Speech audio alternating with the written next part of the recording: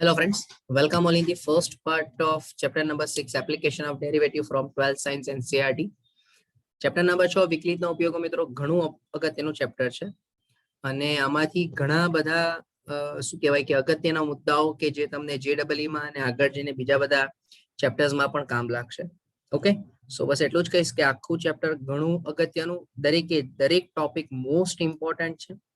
Right, સો ધ્યાનથી ને વ્યવસ્થિત રીતે આખા ચેપ્ટરના સેશન્સને સમજજો. ઓકે, તો સ્ટાર્ટ કરીએ આજના સેશનને. આપણે સ્ટાર્ટ કરવા જઈ રહ્યા છે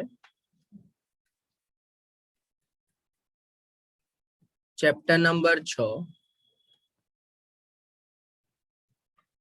વિકલિતના ઉપયોગો. હવે ભાઈ નામ જ છે વિકલિતના ઉપયોગો. વિકલિતના ઉપયોગો એટલે application of derivative.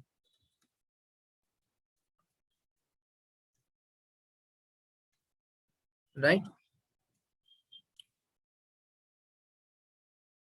Application of derivative એટલે ભાઈ વિકલિતના જ ઉપયોગો. તો ભાઈ ચેપ્ટરના નામ પરથી પણ એવું સમજમાં આવી જાય કે વિકલિતના ઉપયોગોનો મીનિંગ શું હશે? તો કે વિકલનનો ઉપયોગ જાણવાનો છે. ચેપ્ટરના 8 માર્ક્સ છે અકોર્ડિંગ ટુ બ્લુપ્રિન્ટ, બરાબર, જેમાંથી 4 માર્ક્સનો એક સવાલ ક્યાં તો 3 માર્ક્સનો એક સવાલ કમ્પલસરી પૂછાય. ઓકે, અને મોસ્ટલી આખા દાખલામાં આખા ચેપ્ટરની અંદર કેટલા ઉપયોગોની વાત કરવાની તે સમજીએ. ઘણું અગત્યનું ચેપ્ટર છે ભાઈ, સમજો. તો મેઇનલી આપણે પહેલો ટોપિક જે હશે એ છે ફેરફારનો દર, જેને રેટ ઓફ ચેન્જ કહેવાય. બીજો ટોપિક વધતું ઘટતું વિધેય એટલે ઇન્ક્રીઝિંગ ડિક્રીઝિંગ ફંક્શન. રાઈટ, ત્રીજો ટોપિક સ્પર્શક અને અભિલંબ એટલે નોર્મલ અને ટેન્જન્ટ. ચોથો ટોપિક આસન્ન મૂલ્ય એટલે એપ્રોક્સિમેટ વેલ્યુ અને ત્રુટિ. પાંચમો ટોપિક મહત્તમ ન્યૂનતમ મૂલ્ય.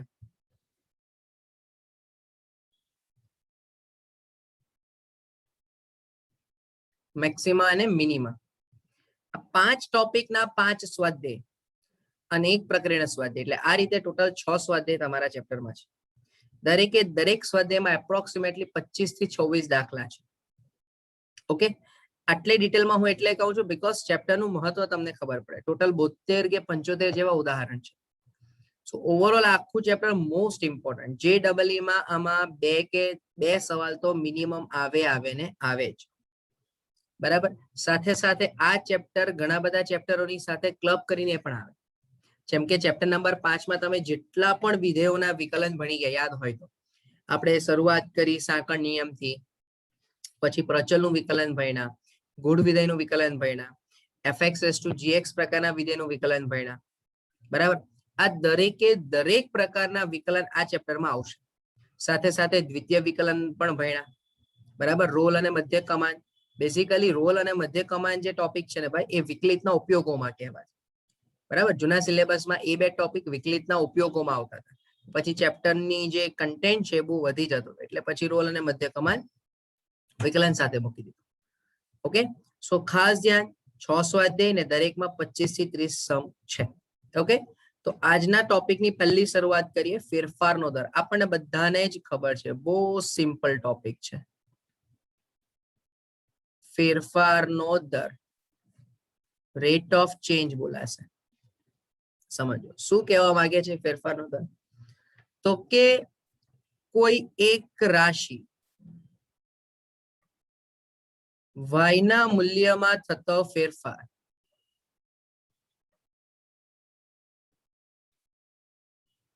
અન્ય રાશિ x ના મૂલ્યમાં થતા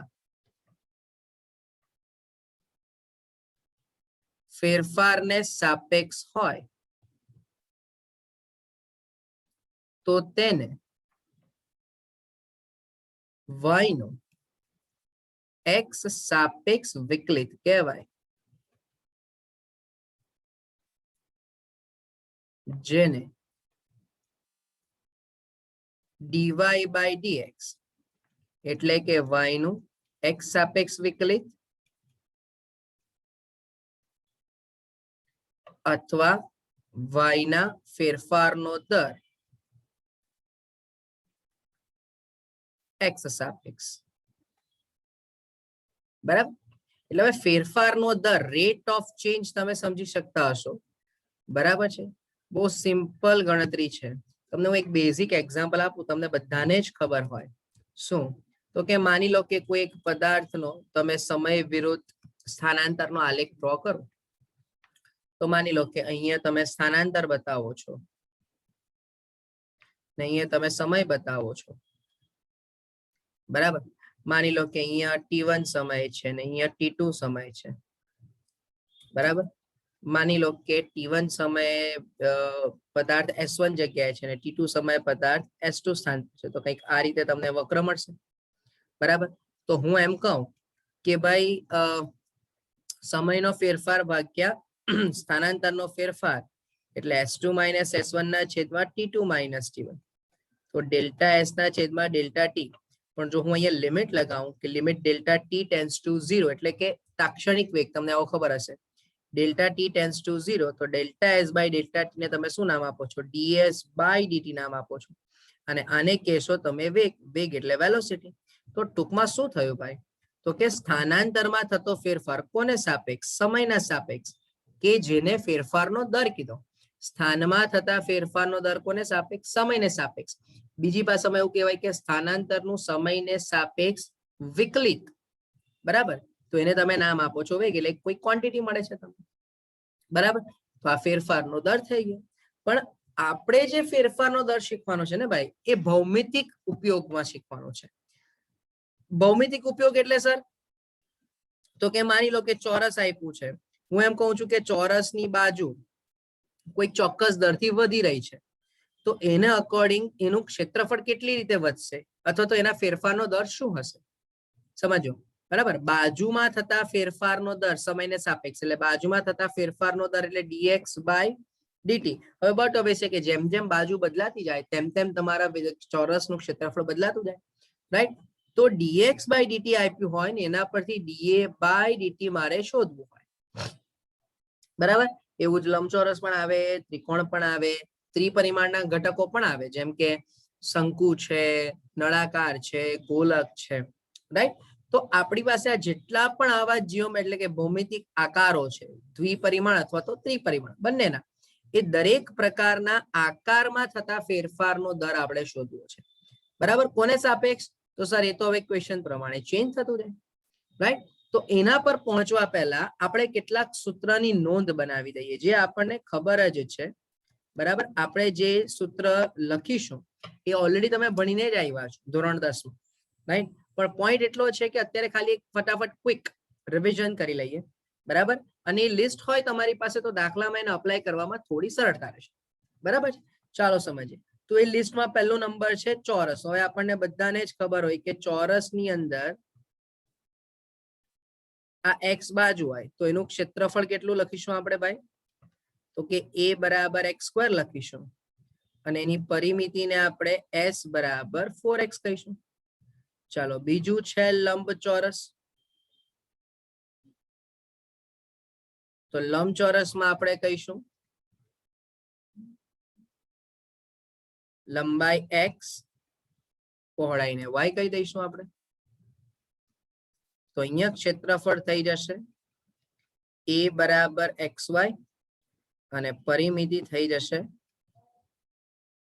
s બરાબર 2 ટાઈમ્સ x પ્લસ y. અચ્છા, જો અહીંયા હું આ વિકર્ણ z કહી દઉં, માની લો કે આ રીતે આપણે વિકર્ણ z કહી દઈએ છીએ, તો વિકર્ણની લંબાઈ z બરાબર રૂટમાં x² પ્લસ y², જે આપણને ખ્યાલ આવી જ જાય છે. ચલો, ત્યાર પછી ત્રીજું વાત કરીએ વર્તુળની. તો માનો કે વર્તુળની ત્રિજ્યા r હોય, એનું ક્ષેત્રફળ આપણને મળે છે a બરાબર πr², અને એનો જે પરિઘ છે, પરિઘને કહીશું આપણે 2πr. ચાલો નંબર 4 માં આપણે લઈ લઈએ અર્ધવર્તુળ. બેઝિકલી વર્તુળ પરથી અર્ધવર્તુળ શીખવું તો બહુ સરળ જ છે, પણ છતાં માની લો કે આ રીતે અર્ધવર્તુળ હોય જેમાં અહીંયા કેન્દ્રથી અંતર r લઈ લઈએ તો આનું જે ક્ષેત્રફળ છે એ બની જશે πr²/2 અને આનો જે પરિઘ હશે એ બની જશે માત્ર ને માત્ર πr. ચાલો ત્યાર પછી નંબર 5. નંબર 5 માં છે ત્રિકોણ. હવે આ ત્રિકોણ માટે કદાચ તમારે બે અલગ વસ્તુ યાદ રાખવી પડે, ધ્યાનથી સમજો. માની લો કે પાયો x છે અને વેધ y છે, તો પહેલું ક્ષેત્રફળ આપણને મળશે હાફ પાયો ગુણ્યા વેગ. પણ માની લો કે કંઈક આવું ત્રિકોણ મળે છે કે જેમાં capital A, capital B, capital C, સામે સ્મોલ a, અહીંયા સ્મોલ b ને અહીંયા સ્મોલ c. તો હવે ક્ષેત્રફળ સર કેવી રીતે શોધીશું? ધ્યાનથી સમજો. તો હવે ક્ષેત્રફળ શોધીશું a બરાબર હાફ BC sin a અથવા તો હાફ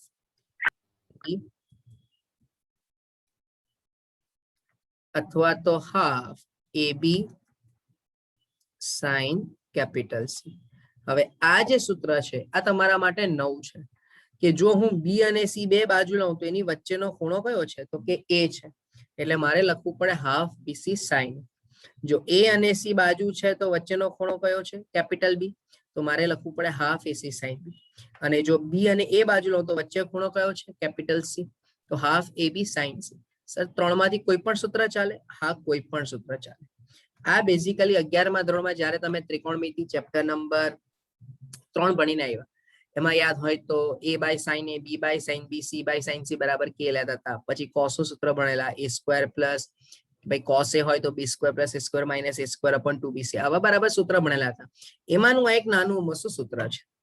ઓકે, સો આ યાદ રાખીશું આપણે. તો આ 5 સ્વરૂપ આપણા દ્વિપરિમાણના થયા. હવે આપણે વાત કરીએ ત્રિપરિમાણની, એટલે કે નંબર 6, જેમાં સૌથી પહેલા આપણે વાત કરીએ શંકુની. ચાલો સમજો ધ્યાનથી. તો કે શંકુ માટે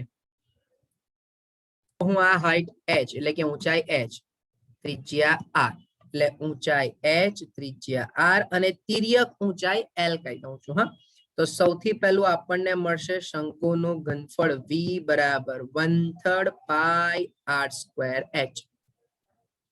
વક્ર સપાટીનું ક્ષેત્રફળ, ભાઈ સમજો, વક્ર સપાટીનું ક્ષેત્રફળ s બરાબર और a बराबर πr/l અને કુલ પૃષ્ઠફળ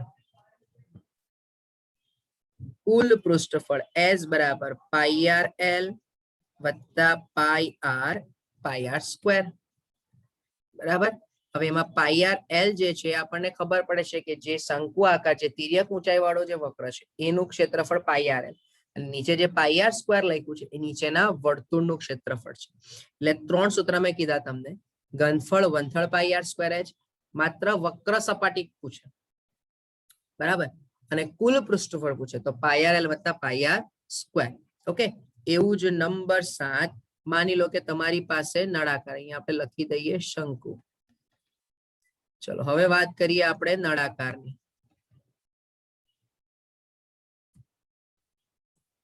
નળાકાર માટે પણ આપણને ખ્યાલ છે કે નળાકારની ઊંચાઈ આપણે કેવી પડે? h. ઓકે, નળાકારની ઊંચાઈ h કેવી પડે અને એની ત્રિજ્યાને r કહી દઈએ, h અને r ત્રિજ્યા. તો સૌથી પહેલું નળાકારનું ઘનફળ v બરાબર πr²h. પછી વક્ર સપાટીનું ક્ષેત્રફળ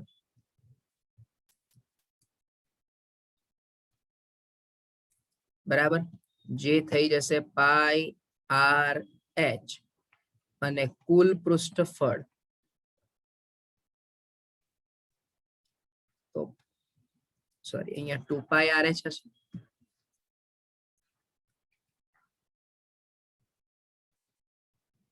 તો અહીંયા 2πr² વત્તા 2πrh બરાબર. ઉપર πr², નીચે πr² એટલે 2πr² અને વચ્ચે જે વક્ર સપાટી છે એ 2πrh. ઓકે, ત્યાર પછી નંબર 8 માં આપણે લઈ લઈએ ગોલક. તો ગોલક એટલે આપણને ખ્યાલ જ હોય, બરાબર. ગોલક એટલે બે પ્રકારના ગોલક આવે, નળા એટલે બંધ ગોલક અને ખુલ્લો ગોલક, રાઈટ. તો એની આપણે વાત કરી લઈએ, આ ગોલકની ચર્ચા, કારણ કે અંદરથી પણ કંઈક તમને મળતું હશે. તો સૌથી પહેલું ગોલકની ત્રિજ્યા જો r હોય તો સૌથી પહેલું ગોલકનું ઘનફળ આપણને મળી જશે v બરાબર 4/3 પાઈ r3, બરાબર છે. ગોલકનું પૃષ્ઠફળ આપણને મળી જશે 4 પાઈ r², ઓકે. અને એનો જે આખો પરિઘ છે એ થાય છે 4 પાઈ r એઝ ઇટ ઇઝ. પણ જ્યારે હું નંબર 9 અર્ધગોલકની વાત કરું, બહુ ધ્યાનથી સમજજો હા, અર્ધગોલક, અને એ અર્ધગોલકમાં આપણે વાત કરીએ છીએ સોલિડની, એટલે નક્કર અર્ધગોલક. હવે નક્કર અર્ધગોલકનો અર્થ શું છે, બહુ ધ્યાનથી સમજજો હા ભાઈ. નક્કર અર્ધગોલકનો અર્થ એવો થાય કે ઉપરથી નીચેનો પણ ભાગ, એટલે કે માની લો કે આ રીતે છે, નીચેનો ભાગ પોલો નથી ટૂંકમાં, બરાબર. એટલે માની લો કે તમારી પાસે પ્લાસ્ટિકનો બોલ છે કોઈ, બરાબર. હવે તમે પ્લાસ્ટિકના બોલને અંદરથી કાપો તો તમને પોલો ભાગ દેખાય. થોડી આકૃતિમાં અધકચરું થશે, બરાબર. તમે પ્લાસ્ટિકના બોલને અંદરથી કાપો તો એ કેવો નીકળશે ભાઈ, પોલો નીકળશે. જ્યારે અહીંયા હું વાત કરું છું નક્કર અર્ધગોલકની, બરાબર. તો નક્કર અર્ધગોલક માટે ઘનફળ થઈ જશે 2/3 પાઈ r3, બરાબર. એનું પૃષ્ઠફળ થઈ જશે ઉપરનો 2 પાઈ r² વત્તા નીચેનો જે આ પોલો, આ જે ભાગ આપણે લઈએ છીએ, પોલો ભાગ નહીં, નક્કર ભાગ, એનું ક્ષેત્રફળ પાઈ r². એટલે આ રીતે 3 પાઈ r² મળશે. ભાઈ આ ખાસ ધ્યાન હા સમજજો. પણ જો આના બદલે તમને પોલો અર્ધગોલક કહે તો એનું પૃષ્ઠફળ માત્ર ને માત્ર 2 પાઈ r² જ થશે. એનો નીચેનો ભાગ ખુલ્લો હશે. તમે છરો આવે છે તો છરાને વચ્ચેથી કાપો તો એ નક્કર છે, વચ્ચેથી પોલો નથી, સમજો.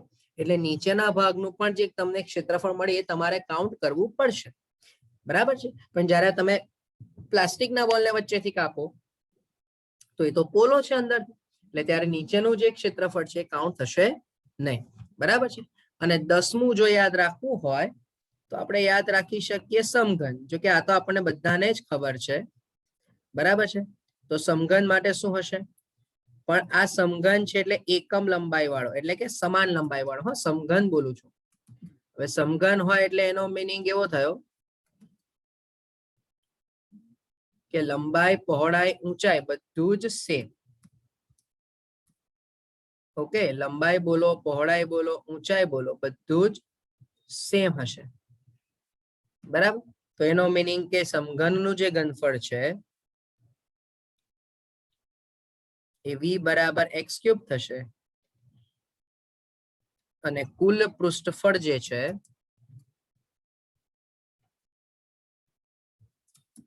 કુલ પૃષ્ઠફળ s બરાબર 6x² થશે, બરાબર છે.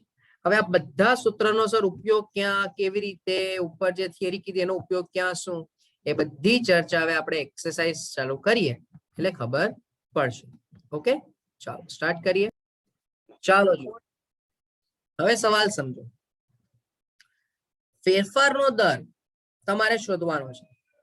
એક પોઈન્ટ ખાલી કહી દઉં, જો ફેરફારનો દર ઘટતો હશે તો એનું મૂલ્ય માઇનસમાં હશે, અને ફેરફારનો દર વધતો હશે તો એનું મૂલ્ય પ્લસમાં હશે, એટલે કે ધન હશે.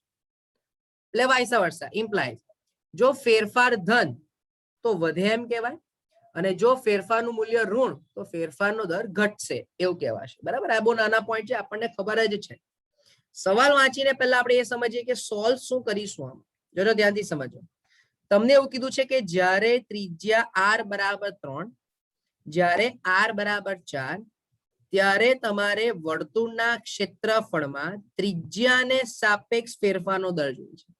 હવે સૌથી પહેલું મને વર્તુળનું ક્ષેત્રફળ, ચલો આપણને બધાને જ ખબર છે કે વર્તુળનું ક્ષેત્રફળ a બરાબર પાઈ r². તમને શરત એવી કીધી છે કે ત્રિજ્યાને સાપેક્ષ જ ફેરફાર જોઈએ છે. તો કોનો ફેરફાર જોઈએ છે ભાઈ? તો કે ક્ષેત્રફળનો ફેરફાર એટલે ડીએ.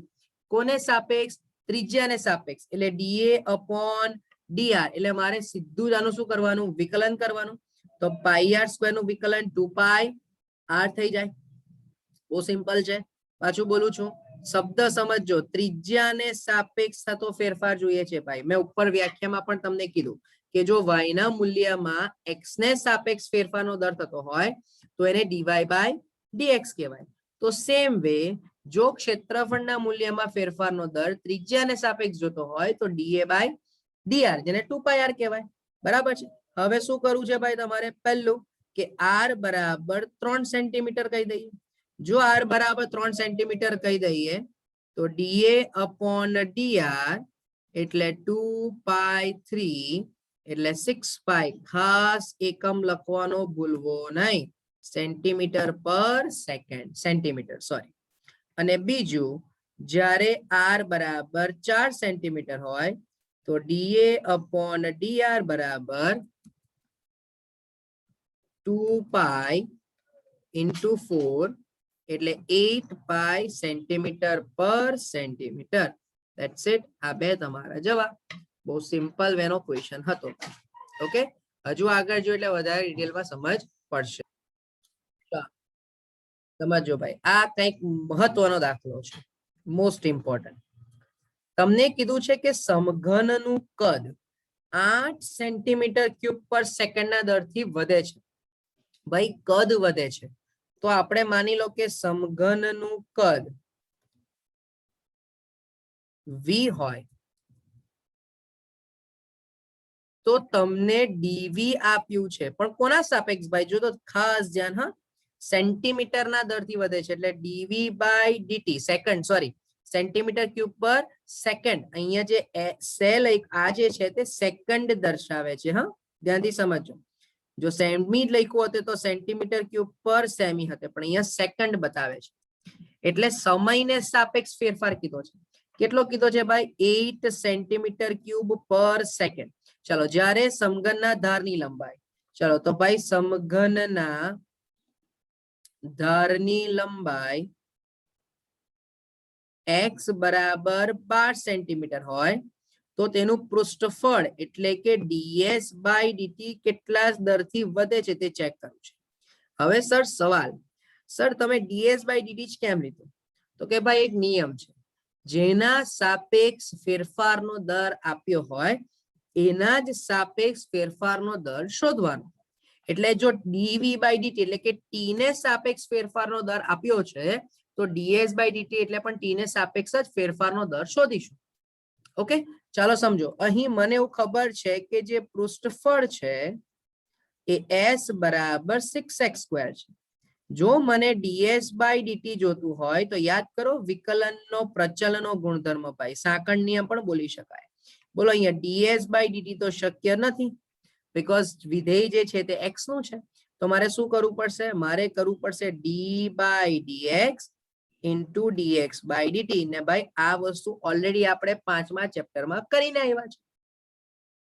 ચાલો હવે તમે વિચારો, બોલો ds બાય dt બરાબર 6x સ્ક્વેર નું વિકલન 12x into dx by dt. ચલો x બરાબર 12 સેન્ટીમીટર તો છે જ સર, તો મૂકી દો ભાઈ.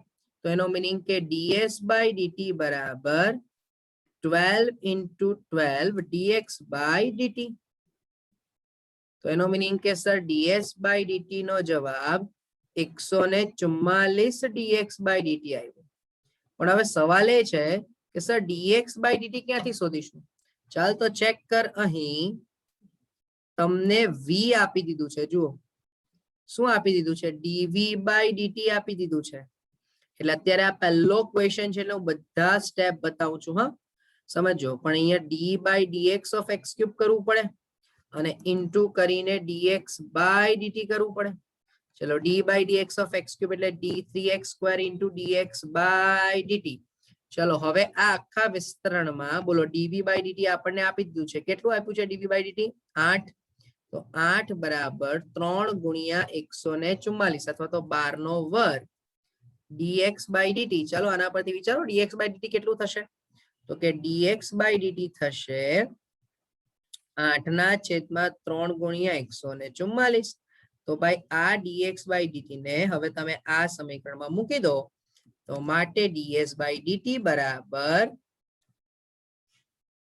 144 ગુણ્યા 8/3 ગુણ્યા 144 તો એનો મીનિંગ કે ds by dt બરાબર 8/3 ખાસ એકમ લખવો ભૂલવો નહીં ને સાચો લખવો સેન્ટીમીટર સ્ક્વેર પર સેકન્ડ બરાબર બસ આ જ પ્રકારના દાખલા કરવા છે હવે આ પ્રકારના દાખલાઓ ક્યારે આવડે ભાઈ તમને તો કે પહેલું કે વિકલન કરતા આવડવું જોઈએ ફેરફારનો દર જે આપ્યો છે એ સમજતા આવડવો જોઈએ અને એનાથી પણ અગત્યનું જે કંઈ પણ અહીંયા તમને આકાર કીધો હોય એને રિલેટેડ બધા સૂત્ર પ્રોપર આવડવા જોઈએ જો એ બધું ક્લિયર થશે તો જ તમે આ પ્રકારના દાખલા સોલ્વ કરી શકશો આ પ્રકારના દાખલા મોસ્ટલી MCQ માં આવે આ આખા સ્વાધ્યાયનો કદાચ લાંબામાં લાંબો દાખલો હશે આ સિવાયના બધા દાખલા ઘણા નાના નાના છે